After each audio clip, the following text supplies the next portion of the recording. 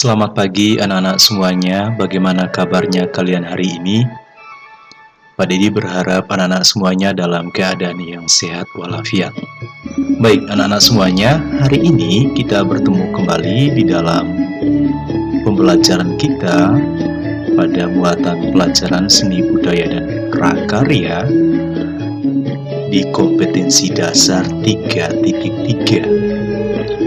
Anak-anak semuanya, pada subtema yang kedua ini kita akan melanjutkan pembelajaran kita setelah pada subtema 1 anak-anak sudah mempelajari tentang tempo, macam-macam tanda tempo dalam sebuah lagu.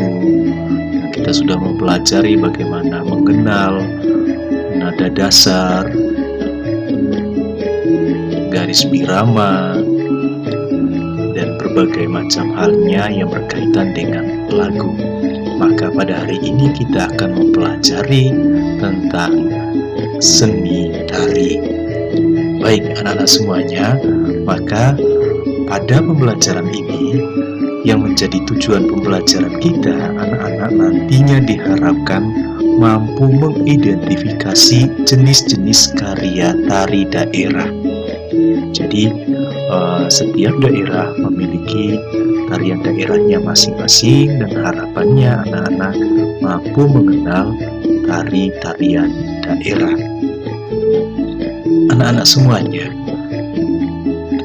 kita hidup di negara Indonesia dan kita ketahui bersama bahwa Indonesia terdiri atas berbagai macam suku bangsa yang tersebar di berbagai daerah. Setiap daerah memiliki jenis-jenis tarian yang berbeda dan juga memiliki keunikan sendiri. Misalnya, tari Saman yang berasal dari Aceh dilakukan dengan gerakan yang semangat dan cepat. Sedangkan tari Serimpi yang berasal dari Jawa Tengah dilakukan dengan gerakan yang gemulai dan lambat. Lalu, tari-tarian tersebut kita dapat atau kita sering menyaksikan di berbagai pentasan. Misalnya, yang tidak asing bagi kita ada tari kuda lumping, atau tari reog, tari Ponorogo, lalu ada tari legong, dan kemudian ada juga tari caci. Di setiap daerah memiliki tariannya masing-masing dan anak-anak tentu mengenal dan memahami tarian-tarian yang dimiliki oleh setiap daerah yang ada di Indonesia. Maka dari itu anak-anak kita harus mengenal juga apa yang dimaksudkan dengan jenis tarian. Tarian merupakan salah satu keunikan yang dimiliki setiap daerah di Indonesia. Seperti tadi yang telah disampaikan bahwa jenis tarian yang berkembang di Indonesia secara umum dapat dikelompokkan menjadi dua, yaitu tari klasik dan tari kreasi baru. Nah, apa itu tari klasik? Tari klasik adalah jenis tarian yang dalam pementasannya telah mencapai keindahan yang sangat tinggi. Nah, tari klasik pada umumnya dipelihara dengan baik di kalangan istana dan bangsawan. Misalnya ada tari Serimpi dari Yogyakarta, kemudian ada tari budaya Ketawang dari Jawa Tengah. Kemudian tari kreasi baru merupakan karya tari klasik baru yang diaransemen dan dikembangkan sesuai dengan perkembangan zaman. Dalam pengembangan tari kreasi baru ini, nilai-nilai yang terkandung di dalamnya tetap dipertahankan. Contoh misalnya ada tari Manukrawe, tari Garuda Wisnu, dan juga ada tari Pelipis dari Bali. Dan itu masih banyak sekali tari kreasi baru karena di zaman sekarang ini banyak sekali orang yang mengaransemen tarian menjadi tari kreasi baru. Kemudian kita juga akan melihat bagaimana menjelaskan ciri-ciri gerak tarian misalnya dari Bali dan Sumatera. Setiap tarian daerah memiliki ciri khas, tadi sudah pernah dikatakan. Tarian daerah dari Bali memiliki gerakan yang dinamis. Nah, tarian ini menggerakkan seluruh anggota tubuh. Salah satu contoh tarian dari daerah Bali yaitu tari lekong dan tari pinten. Kemudian ciri gerakan tarian dari daerah lain, misalnya ada tarian dari daerah Sumatera. Nah, tarian dari Sumatera memiliki gerakan yang cepat dan lincah.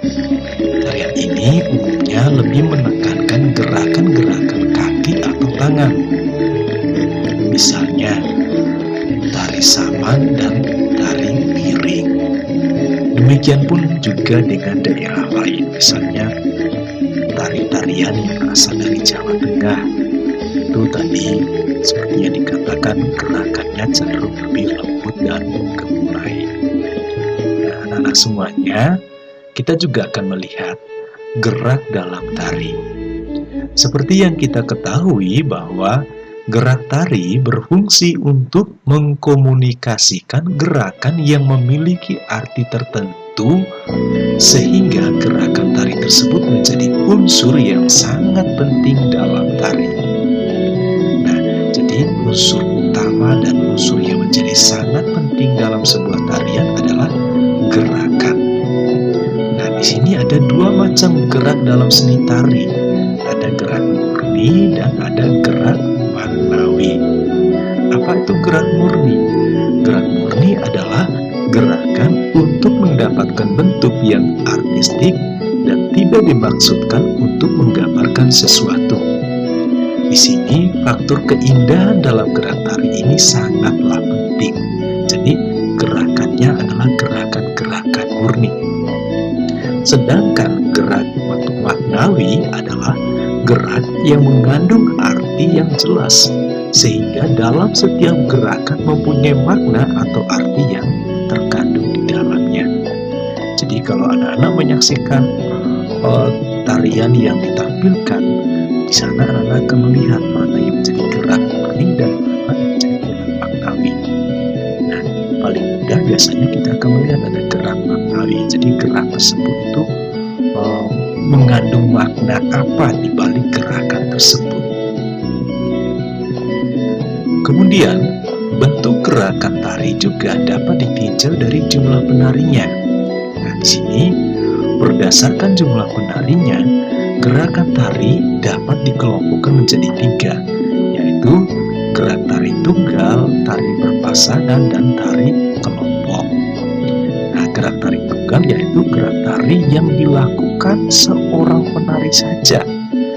Nah, di sini bisa dilakukan oleh pria ataupun wanita. Nah, di sini ada contoh gambar yang pada ditampilkan. Jadi benar-benar hanya satu orang. Lalu ada gerak tari berpasangan, yaitu gerak tari yang dilakukan oleh 2 orang penari dengan cara dipasangkan antara penari putra dan putri. Lalu ada gerak tari kelompok, yaitu gerak tari yang terdiri dari 3 atau lebih jumlah penari. Jadi di atas 3 orang ke atas.